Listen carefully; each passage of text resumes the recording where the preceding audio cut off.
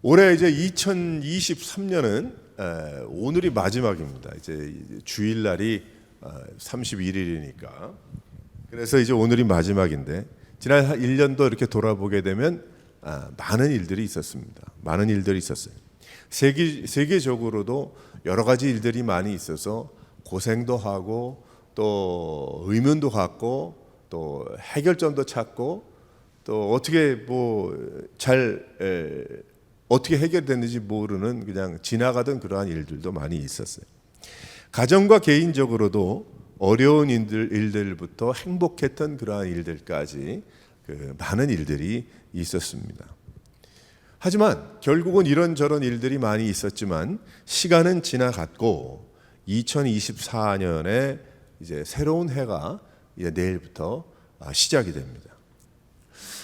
가는 세월을 우리가 잡을 수가 없었습니다.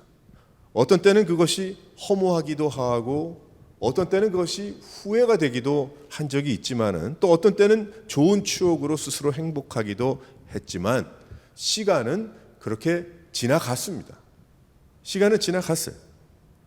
오늘 아침에 일어나자마자 저도 이렇게 갑자기 그런 생각이 났어요. 지난 10년을 생각해 보았습니다. 지난 10년을 이렇게 아침에 일어나서 생각을 해보니까 여러 가지 일들이 많이 필름이 돌아가듯 그렇게 기억나는 일들이 10년 동안 쫙 지나갔어요.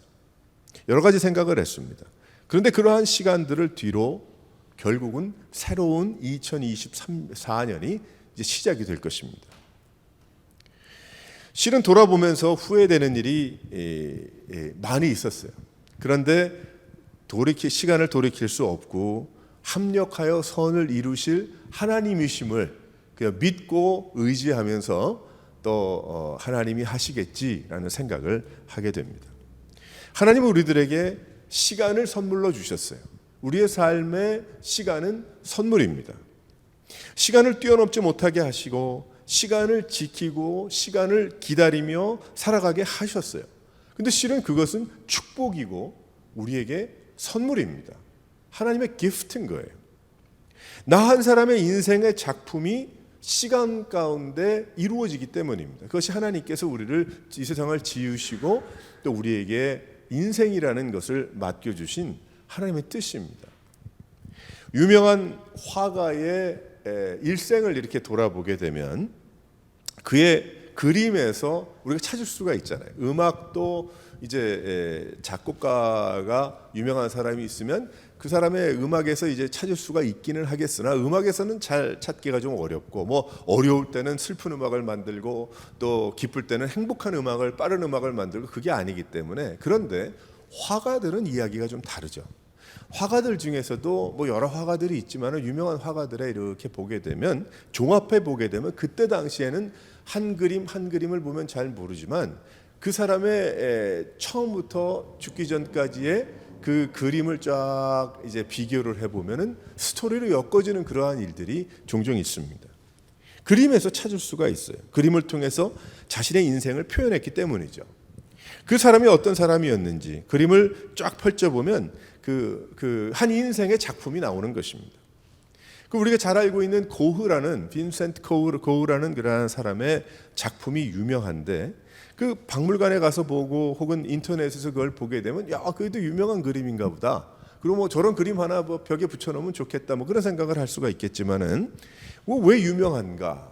특별히 빈센트 고흐라는 사람의 그 그림은 수수께끼 같아서 도대체 저 사람이 무슨 생각을 하고 저걸 그렸을까? 무슨 뜻이 있을까? 등등 여러 가지죠. 그러다가 여행 중에 이제 어쩌다가 그의 죽음을 맞은 빈센트 고흐가 마지막으로 죽기 전에 한 달 반 동안 머물렀던 그것이 관광지가 됐어요. 그래서 지나가다가 한번 둘러본 그런 적이 있고 그의 무덤까지 간 적이 있어요. 그런데 그의 인생은 벽에 붙은 그림과 같지 않았습니다. 슬프고 안타까운 인생을 살아갔어요. 그런 가운데 그림을 그렸어요. 그러니까 그 그림과 이 사람의 안타까운 그 라이프 스토리가 연결이 되는 것이죠. 나중에 별로 감동을 받을 것이 없는 보잘것없는 아무것도 없는 그 허허벌판의 작은 묘지에 동생과 함께 나란히 땅에 묻힌 그것밖에 없었습니다. 그런데 하나님이 주신 인생의 시간을 축복과 선물로 알고 살아간 믿음의 사람들의 무덤을 찾아가면 그의 인생은 보이지 않지만 그의 묘비에서 그의 인생을 생각하면서 무엇이 나타나는가?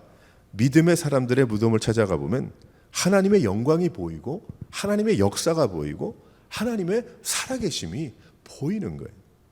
특별히 한국의 그 양화진이라는 곳에 그 한강변에 그 절두산이라고 옛날에 불렀는데 거기 그 지역에 가보게 되면 그 과거 100년, 100몇십 년 전에 선교사님의 무덤이 있잖아요. 8살 난 선교사님 자녀가 죽은 그 무덤도 거기에 있는데 거기에 이렇게 가보게 되면 그 사람들은 없지만 거기에 묘비만 하나 보아도 아, 하나님께서 이 사람들을 통해서 이런 영광을 보여주셨구나를 깨달을 수 있다는 것입니다.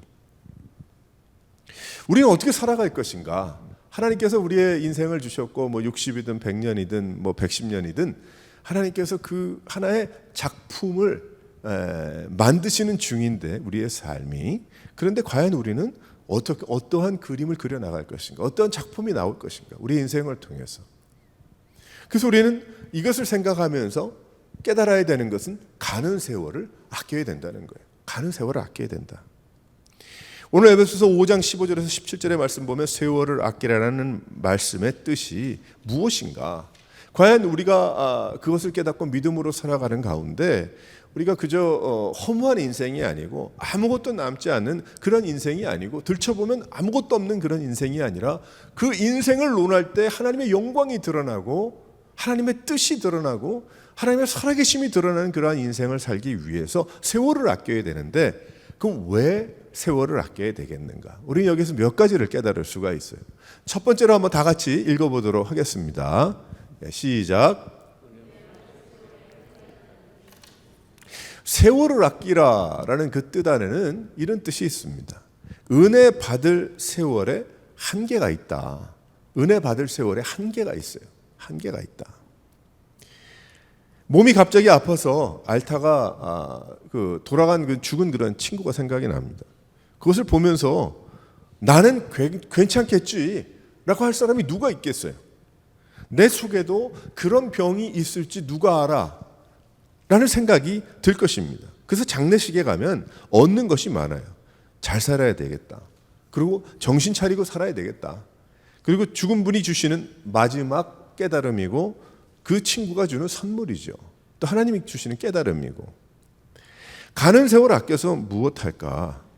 믿음으로 사는 우리들은 믿음으로 살아야 함을 믿으시기를 바랍니다. 가는 세월을 아껴서 무엇하겠어요? 가는 세월 아껴가지고 내가 뭐 여행을 다니고 뭘 하고 그거 좋죠. 하지만 그것이 아니고 가는 세월 아껴서 우리가 해야 되는 건 무엇이냐? 믿음을 가져야 된다. 시간이 없기 때문이죠. 그래서 믿음의 생활을 제일 뒤로 미루는 경우가 있죠. 그건 아니라는 거예요. 그건 잘못하는 것입니다. 참 좋은 분이고 믿음도 있지만은 그런데 믿음으로 사는 삶을 뒤로 미루는 경우들이 많이 있어요. 우리 주위에도 보게 됩니다.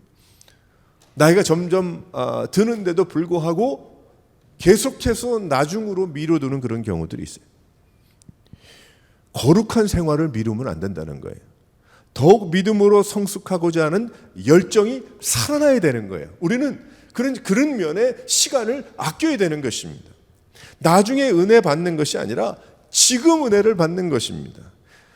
나중에 새해에는 아니라 오늘이라는 거예요. 내일부터가 아니고 믿음 생활은 오늘이라는 거예요. 지금 이 시간부터 우리는 시간이 언제 멈출지 모릅니다. 나의 시간이 언제 멈추고 나의 인생의 작품이 언제 끝날지 모릅니다. 그래서 오늘 은혜 받아야 하는 거예요. 그래서 오늘 우리는 믿음으로 살아야 되는 거예요. 우리는 오늘을 넘기면 안 되는 거예요. 근데 많은 사람들이 그렇게 생각을 하지 않아요. 영원히 살 줄로 알고 30년 살 줄로 알고 50년 살 줄로 알고 계획들을 세우고 생각을 합니다. 그래서 눈에 보이지 않는 하나님에 대한 그러한 것과 눈에 보이지 않는 믿음에 대한 그러한 것들은 그저 세월을 나중으로 미뤄두더라는 것이죠. 야곱이 어떻게 믿음의 사람이 됐습니까? 야곱의 인생을 보게 되면 너무나 참 어려운 인생을 살았잖아요. 태어나면서부터 그 형의 발꿈치를 붙잡고 태어났어요. 어떤 위험을 느꼈는지 모르죠. 우린 모르는 얘기죠. 장자의 그 축복을 도둑질하고 그걸 받고 싶어서 결국 삼촌의 집으로 도망가서 20년을 살면서 참 기쁘지 않은 부부 생활을 하게 되고, 또 형과의 원한 때문에 집으로 돌아가지 못하다가 결국 결심을 하고 죽으면 죽겠다는 생각을 가지고 가면서 야포 강가에서 다 보내고 천사와 씨름했던, 환도뼈가 부러지는 그러한 아픔을 겪었던 야곱. 자식들이 화목하면 좋은데 자식들이 불화하고, 또 가장 사랑했던 그러한 요셉을 잃고 고향을 떠나 생활하며 생을 마무리했던 야곱. 바로 앞에서 그가 이야기하기를 험한 인생을 살았다고 그렇게 이야기를 하잖아요. 설명이 안 되니까. 험한 인생을 살았던 야곱. 그러나 그는 믿음의 사람이 되기까지 참 자기 중심적인 그러한 인생과 실수를 거듭했지만, 그러나 그가 배워갔던 것입니다. 그래서 결국 나중에 그가 험한 인생을 살았지만은 남는 것을 하나님 앞에서 남는 것은 하나님 앞에 하나님과 하나님의 약속뿐이었다는 것을 깨닫고, 그것만이 영원하다는 것을 깨닫고, 야곱이 나중에 죽기 전에 자식들에게 자신을 여기에 묻지 말고 자신의 부모가 있는 그곳으로 가지고 가라라고 그렇게 이야기를 하게 됩니다. 평생 그가 깨달은 것은 무엇일까? 참 시간의 한계가 있다는 것을 알았던 거예요. 하나님께 영광을 올려드리고 그 나중에 그것이 아니라, 그러면 어떻게 됩니까? 그 자신의 꾀를 믿고 살아가다 보니까 험한 인생을 살아간 거죠. 험한 인생. 하지만 그것이 아니라 하나님을 섬기는 것이고, 가장 남는 것은 바로 하나님께 영광을 올려드리는 믿음의 삶이라는 것입니다. 지금 믿음으로 살고 우리도 지금 은혜 받아야 됩니다. 앞으로 어떻게 될지 모릅니다. 어떻게 될지 몰라요. 오늘 우리 여기 교회 장로님께서, 그 스티브 장로님께서 그 제 아내와 얘기하는데 제가 그렇게 지나가게 됐어요. 무슨 이야기를 했는지 전 몰랐는데 나중에 봤더니 제 여기 뭐가 조금 튀어나온 게 있잖아요. 그래서 그걸 물어봤던 거예요. 왜 그랬냐면 자기가 경험했기 때문에. 자기 브라더는 요게 fat 같은 게 이렇게 튀어나왔다가 그게 염증이 나가지고 고생을 했다는 거죠. 그래서 저보고 빨리 가서 좀 해보라는 거예요. 몇 년 여기 그냥 커지지 않고 있어서 저는 별 신경을 안 쓰고 언젠가는 좀 가봐야 되겠다. 그래서 저보고 빨리 가보라는 거예요. 혹시 또 모르니까. 또 염증이 나가지고 그렇게 골치 아프면 안 되니까. 우리가 어디가 아프고 어디가 문제가 생기고 그러면 어떻게 됩니까? 미뤄두면 안 되죠. 빨리 가야 되겠죠, 실은. 배가 아프고 그 낫질 않아가지고 한 3, 4일 고생을 하는데도 4일 지나면 낫겠지. 그런 사람은 어디 있어요? 병원을 가든지 약을 먹든지 하잖아요. 그러면 우리 믿음 생활은 어떻게 되는가? 내 평생을 두고 볼 때에 믿음 생활에 대해서 여러분은 어떻게 생각하십니까? 믿음 생활 언제 해야 됩니까? 여지껏 이렇게 왔으면 어떻게 해야 됩니까? 앞으로 더 열심히 해야죠. 더 열심히 주님을 섬겨야죠. 더 열심히 주님을 사랑해야죠. 사랑하는 성도 여러분, 왜 세월을 아껴야 되는가? 세월을 아껴야 되는 이유는 은혜 받을 세월에 한계가 있기 때문이다. 한계가 있기 때문이다. 우리는 다시 한번 하나님 앞에서 그 분명한 그것을 알고 우리가 믿음 생활을 해야 될 줄 믿으시기를 바랍니다. 두 번째로 왜 세월을 아껴야 될까? 다 같이 한번 읽어보도록 하겠습니다. 시작. 헌신할 시간이 곧 사라질 수가 있다는 거예요. 헌신할 시간. 내가 헌신할 시간이 내가 늙어가서, 헌신할 시간이 늙어가서 죽으면 헌신할 수가 없죠. 그리고 내가 죽으면 헌신할 수가 없고, 또 예수님 다시 오시면 헌신할 수가 없을 거예요. 그렇죠? 그래서 살아서 숨 쉬는 동안 주의 일을 하면서 우리는 살아야 됩니다. 주의 일을 하면서 살아야 됩니다. 예수 믿는 자들은 이제 헌신할 기회가 없어요. 지금 그저 뭐 예배나 참석하고 그저 그거로 그저 만족한다면 그건 아닙니다. 그건 이젠 뛰어넘어야 돼요. 우리 예수 믿는 성도들은 이제 헌신해야 됩니다. 하나님 앞에. 하나님이 부르신 부르심을 향해서 달려가고 그 컬링을 쫓아서 생활해야 됩니다. 하나님의 뜻을 따르는 삶이 가장 우선이 되어야 됩니다. 예를 들어서 주중에는 참 이런 경우들이 많이 있어요. 제가 보면 너무 답답한 경우 많이 있어요. 주중에는 전혀 문제가 없어요. 근데 꼭 주일에만 문제가 생기는 거예요. 주중에는 별 문제가 없어요. 근데 주일 예배만 드리려고 하면 무슨 문제가 많이 생겨요. 예배를 드리지 못해요. 예수 믿는 자들 얘기를 하는 거예요. 뭐 오늘 안 나오신 분을 빗대어서 얘기를 하는 게 아니고 그런 경우를 너무 많이 보았기 때문에 그래요. 그래서 우리는 기도해야 됩니다. 도대체 그 부분이 무엇인가? 하나님 앞에 예배를 드리지 못하게 하는, 왜 이상하게 괜찮았다가 예배만 드리려고 그러면 모든 게 걸리는 거죠. 그러니까 예배의 은혜를 못 받는 거예요. 그리고 예배를 드리지 못하는 거죠. 기도해야 됩니다. 그 부분이 무엇인가? 무엇이 나로 하여금 예배를 드리지 못하게 하는가? 분명히 알아야 됩니다. 그래서 저는 우리 오레곤 새로운 교회 성도들이 뭐 출석을 잘해라 안 해라 그 차원의 이야기가 아니고 하나님 앞에서 예수 믿는 자들의 예배, 하나님께 드리는 영광, 우리가 믿음으로 살아가면서 찬양을 올려드리고 말씀으로 살아가기 위한 도전의 시간, 은혜의 시간 놓치면 안 돼요. 놓치면 그 세상에 그 무엇보다도 가장 중요한 게 예배의 시간인 거예요. 왜 그런 줄 아세요? 막 힘들어요. 막 그냥 뭐 정신적으로 힘들어요. 어떤 일 때문에 힘들어요. 힘든 문제를 어디서 해결하겠어요? 해결하고 예배 드리겠어요? 해결하고 교회에 오겠어요? 절대 못 올 겁니다. 그 문제를 예배 가운데 해결해야 되는 거예요. 예배 가운데, 기도 가운데 해결을 해야 되는 거예요. 여기에서 해결을 봐야 되는 거예요. 하나님 앞에. 야복강에서 하나님과 참 만나서 그 환도뼈가 부러지는 고통을 받았지만 그것을 깨닫고 믿음이라는 게 이런 것이고 믿음 생활이라는 게 이런 것이구나를 깨달은, 얼마나 깊이 깨달았겠어요, 야곱이. 우린 다시 한번 하나님 앞에서 예배를 드리는 것을 최우선에 두고 인생의 시간을 맞추어야 함을 믿으시기를 바랍니다. 우리 믿음 생활이 그렇게 가야 돼요. 안 그러면 그건 믿음 생활이 아니라니까요. 종교 생활이죠. 우리 뭐 종교 생활 못하러 하겠어요. 시간 없애, 돈 없애, 뭐 원치 않는 사람들 만나 못하러 하겠어요. 그럴 이유가 없죠. 그럴 이유가 없죠. 하지만 우리는 하나님을 섬기고 하나님께서 우리를 사랑하시고 십자가에서 죽어 구원을 베풀어 주신 귀한 그 은혜를 따라서 믿음 생활하는데 헌신이 있어야 된다.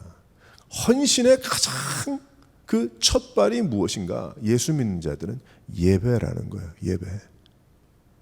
그래서 이 예배 가운데 해결을 봐야 돼요. 여러분들이 가정의 일도, 개인의 마음의 일도, 건강의 일도, 또 사업의 일도 여기서 해결을 봐야 되는 거예요. 실은 여기서 해결을 봐야 되는 건데 그렇게 생각을 안 하고 있다면 이제부터라도 우리가 해결을 봐야 됩니다. 여기에서 하나님, 내가 이거 무슨 일이 있어도 하나님 앞에 예배하며 내가 일하며 나머지 인생을 하나님 앞에 나를 부르신 부르심을 향해서 달려가겠습니다. 바로 그러한 것이죠. 하나님께서 자신을 어떻게 사용하시기 원하시는지 우린 드리고 순종하는, 헌신하는 자들이 되어가야 되는 것입니다. 예수 믿고 헌신이 없으면 신앙생활인가? 하나님께서 나에게 맡기신 것을 감당하는 삶을 살아야 됩니다. 이제 예수 믿으면 우리 인생은 덤으로 사는 것 아니에요. 덤으로 사는 것이니까 이제 덤으로 선물로 사는 그 인생을 주님을 위해서 무엇을 해드릴까? 하나님 앞에 천국에 갈 때까지 그렇게 살아야 되는 것이거든요. 예수 믿는 건 믿는 것이고 그거는 그거고 나 복 주시고 끝이다. 그게 아니거든요. 우린 살아계신 하나님을 믿는 것이니까. 벽에다 세우든 벽걸이를 믿는 게 아니기 때문에. 30년 믿고도 그것을 모른다고 한다면 지금이라도 깨달아야 합니다. 그리고 나머지 20년, 30년을 어떻게 주를 위해 살 것인가. 내가 못한 주의 일, 예배부터 시작인 거예요. 왜 믿음을 가집니까? 왜 신앙생활 합니까? 우리가 여러 가지 세상의 일들을 당할 때에 이거 다 나 혼자 해결하고 이거 예수 믿는 거 아니거든요. 내가 이런 많은 문제를 가지고 생활하지만 예수 믿고 이 모든 문제를 다 해결해 주실 하나님을 믿고 나가는 그 믿음으로 살아가는 것이거든요. 그래서 우리는 이제 주님은 나의 인생을 책임져 주시고 나는 주의 일을 하는 것입니다. 할렐루야. 주의 일이 예배부터라니까요. 주의 일이 하나님의 말씀을 보고 묵상하고 기억하고 그 말씀대로 살아가는 것이니 그것이 인생이라니까요. 믿음의 사람들 보세요. 구약의 말씀 쭉 보게 되면 다 나이 많았던 사람들이에요. 나이가 어떻게 안 됩니다. 점점 나이가 갈수록 무엇해야 돼요? 주님과 더욱더 가까워가야 되는 거예요. 내가 눈이 점점 어두워서 글을 잘 볼 수가 없다? 눈을 감을 수는 있잖아요. 그러면 기도하는 거예요. 제 친한 평생 동안 친구였던 그 우리 집사님인데 어느 교회 그 어머님이 텍사스 사세요. 근데 텍사스에 전화를 해도 못해. 이 90이 넘으셨는데 귀가 점점 어두워가지고 들을 수가 없어. 그래서 외아들인데 엄마랑 어머니랑 전화를 하고 싶어도 할 수가 없어. 그 자기 여동생이 와야 이제 전화가 되는 거예요. 이번에 일주일 동안 갔다 왔대요. 뭐 굉장히 오랜만에 갔다 온 것 같아. 갔다 왔는데 가 보니까 어머니 무엇 하나 보았더니 아침에 일어나 가지고 늘 기도를 하셨대요. 그분이 예전에. 그러니까 잠이 모자라잖아요. 건강이 안 좋으니 그래서 매 수년 전부터는 낮에 기도를 하십시오. 그렇게 처방이 나왔어요. 닥터한테. 그래서 이분이 무엇 하시나 봤더니 눈이 어두워 성경을 볼 수가 없고 이제 귀가 어두우니까 들을 수가 없어요. 뭐 어디 설교도 뭐 들을 교회 가기도 힘들어요. 그러니까 기도하시는 거예요. 눈은 감을 수 있잖아요. 하나님 앞에. 그래서 오후 3시부터 6시까지는 무조건 방에 들어가서 90이 넘은 그 권사님이 기도하시더라는 거예요. 뭐 다리나 구부러지겠어요? 예? 앉아있기가 뭐 살이 있어서 푹신푹신 하겠어요? 그것이 아니잖아요. 그래서 어머니랑 얘기를 하고 싶어도 점심 먹으면 방에 들어가서 안 나오니 뭐 얘기도 못 하겠고 그냥 일주일 동안 밥같이 몇 번 먹고 왔다고 그렇게 얘기를 하는 제가 얘기를 들으면서 그 어머니 참 훌륭하신 어머니입니다. 90이 넘어도 그렇게 살면 되겠구나. 하나님이 살려주시면 그저 뭐 80이 넘으면 나는 리타이어 했으니 뭐 70이 넘으면 리타이어 했으니 뭐 등등 그게 아니라 그 상황에 맞는 믿음의 생활인 거예요. 헌신이죠. 하나님이 기뻐하시니까. 할 말이 없는 거예요. 우리 중에 90 넘은 분들 안 계시잖아요. 적어도 뭐 그분이 기준은 아니지만은. 우린 다시 한번 하나님 앞에서 헌신의 때를 놓치지 마십시오. 가는 세월 아껴야 됩니다. 헌신 못해요. 어떻게 헌신하겠어요? 내가 뭐 선교를 나가고자 해도 갈 수나 있어요? 지팡이 짚고 어떻게 가겠어요? 어렵잖아요. 그러니까 우리는 지금이라도 이렇게 우리의 힘으로 예배에 나와서 예배할 수 있는 이때에 주를 위해서 살아갈 수 있는 여러분 되시기 바랍니다. 헌신의 때를 놓치면 안 됩니다. 헌신의 때를. 지금이 하나님께 헌신할 때인 거예요. 세 번째로 한번 다 같이 읽어보도록 하겠습니다. 시작. 나머지 생활 오직 하나님만 바라보라는 말씀이에요. 오직 하나님만 바라보라는 말씀. 이 세상을 그만큼 보고 살았으면 뭐 됐지 않았습니까? 뭐 더 볼 게 있나요? 뭐 더 볼 것이 있을까? 아니 이제는 하나님 보고 살아야지. 우리 중에 뭐 40대 있어요? 뭐 30대 있으세요? 오늘 예배하신 분들 보니까 다 50대 이상에 보니까 나이들이 이제는 다 많아요. 50년 세상 보았으면 많이 보았잖아요. 뭐 더 보려고 그러겠어요. 이제 예수 믿었으면 어떻게 해야 됩니까? 우리는 하나님을 바라봐야죠. 하늘을 바라봐야죠. 어디를 바라봐요? 하늘을 바라봐야죠. 하늘을. 지금 뭐 먹고 사는 일에 바쁘죠. 여러 가지 일들 많이 해야죠. 하지만 그것만 바라보면 안 돼요. 그 쫓아가면 죽는 거예요. 수렁에 빠지는 거예요. 하늘을 바라봐야지. 하나님의 영광을 바라보고 주님을 바라보고 내가 가야 할 본향인 천국을 바라보고 하나님의 역사를 바라보고 성령이 인도하시는 것을 바라보고 우리 그거 바라봐야 돼요. 할렐루야. 여러분 그렇게 바라보시기 바랍니다. 다른 거 아무것도 없어요. 뭐가 있겠어요 세상에. 잘 되는 일, 안 되는 일, 잘 돼도 그만, 안 돼도 그만이죠. 다 살아가는 과정들이고 다 같은 사연과 비슷한 상황들 아니겠습니까? 하늘을 바라봐야죠. 2024년은 하나님을 바라보고 하늘을 바라보고 살아가는 여러분의 인생이 되시기를 바랍니다. 술 취하지 말고 오직 성령의 충만함을 받으라. 그 이야기를 하더라고요. 하나님께서 우리에게 말씀하시는 거예요. 술 취하는 건 무엇인가? 난 술 안 마셔요. 잘하셨어요. 근데 여기 술 마신다는 그러한 이야기는 술 마시면 다 흐려지지 않습니까? 똑똑지 않게 되고 그런 의미하고 있죠. 하지 말라는 거예요. 오직 성령의 충만함을 받고 성령에 취하라는 거죠. 성령의 취하, 성령의 컨트롤을 받으라는 거예요. 세상의 컨트롤을 받지 말고 내 생각과 내 욕심의 컨트롤을 받지 말고 성령 하나님의 컨트롤을 받으라. 성령 하나님이 움직이시는 대로 그렇게 하라. 그러려면 어떻게 해야 됩니까? 하나님 바라봐야죠. 하나님 손이 움직이시는 것을 바라봐야죠. 하나님이 어디로 가시는지 바라봐야죠.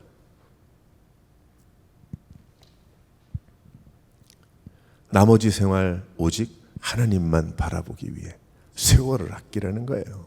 세월을 아끼라. 사랑하는 성도 여러분, 이제 우리가 뭐 얼마나 살지 얼마나 하고 누가 알겠습니까? 뭐 세상이 어떻게 될지 뭐 어떻게 알겠습니까? 우린 다시 한번 하나님 앞에서 이러한 믿음의 삶을 살게 됐음을 감사하고 우리는 내 모든 것을 이루기 위하고 내가 하기 위해서 하나님께 믿음으로 살아가고 의지하고 하는 것을 뒤로 밀어놓지 말고 세월이 짧음을 분명하게 깨닫고 지금부터 하나님을 사랑하고 의지할 수 있는 하나님의 놀라운 역사와 하나님의 인도하심과 하나님의 살아계심과 그것을 볼 수 있는 그런 얘기 많이 하죠. 어떤 분들은 그러더라고. 요즘은 하나님의 뭐 이런 뭐 역사와 하나님의 뭐 이런 걸 보기가 어려워. 이런 분들 많이 계세요. 왜 그 사람의 취지는 무엇이었냐? 예전에 부흥에 뭐 사경하면서 뜨겁게 뭐 하고 그런 것이 없어졌다는 얘기. 근데 가만히 생각을 해보게 되면 하나님께서 예전에 있었던 부흥의 사경회를 통해서 역사 많이 하셨어요. 구원을 베푸시고 많이 하셨지만은 과연 그것이 다였는가? 아닐 수 있잖아요. 사람의 모임이 될 수도 있었고 말의 장난이 될 수도 있었고 감정의 컨트롤이 될 수도 있었어요. 어쩌면 이렇게 지금 우리가 믿기가 어려워진 그런 때라고 이야기하지만 오히려 잘 될 수도 있는 거예요. 왜 그런가? 하나님 말씀만이 드러나야 되니까. 다른 건 믿을 게 없기 때문에. 많은데 다 다녀봐도 아니기 때문에. 그게 다가 아니기 때문에. 오직 하나님과 나와의 관계이기 때문에. 그걸 깨닫잖아요. 지금도 하나님 앞에 우리가 무릎 꿇고 찬양하고 예배하고 바른 믿음으로 살아가면 하나님의 살아계심과 역사가 강하게 임하게 됨을 믿으시기를 바랍니다. 마음에 역사하시는 거예요. 역사하시는 거예요. 찬양하고 예배하고 말씀 보면 그 감동이 이루 말할 수가 없어. 왜? 하나님 살아계시기 때문에. 2000년이나 3000년 전이나 1000년 전이나 100년 전이나 1907년도에 평양에 부흥이 있었던 그때나 지금이나 동일한 거예요. 종교 하나 모자 쓰고 다니지 마세요. 출석 체크하고 다니지 마세요. 그거 하려고 우리 믿는 거 아니에요. 우린 예수를 믿는 거예요. 우리는 하나님을 믿는 거예요. 지난 1년도 하나님의 은혜 가운데 우리가 살았습니다. 이제 앞으로 1년 또 앞으로의 우리의 인생도 하나님만 바라보고 주님 의지하고 주님의 영광만을 기대하며 생활할 수 있는 여러 성도들 되시기를 주님의 이름으로 축원합니다.